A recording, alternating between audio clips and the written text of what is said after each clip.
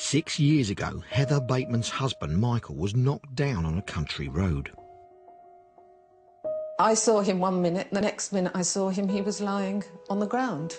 An ambulance came and he never stood up or spoke again. It was the most horrific thing.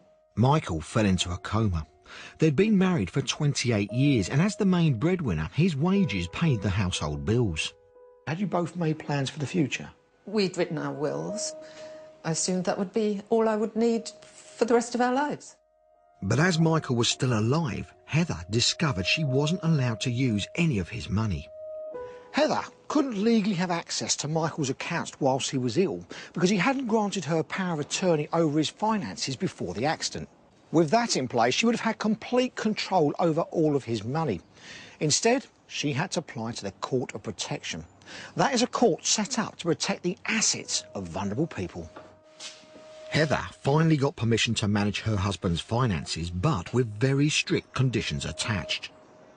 I could never write a cheque more than £500. Our daughter had just started university and the fees were over £1,000.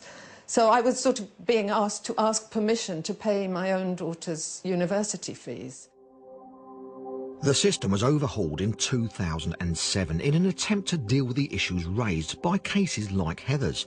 But since then, there have been so many complaints that the system is being reviewed once again.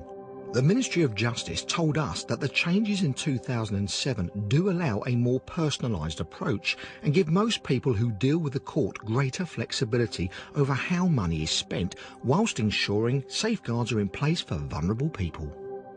The only way to avoid this additional heartache at such a difficult time is to appoint somebody as your lasting power of attorney.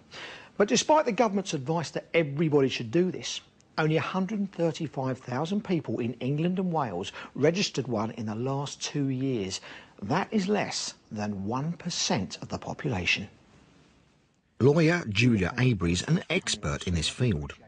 Lasting powers of attorney are a document you put in place now so that the right kind of decisions, the decisions you've made for yourself, can be made by someone else for you at a time when you can't do it.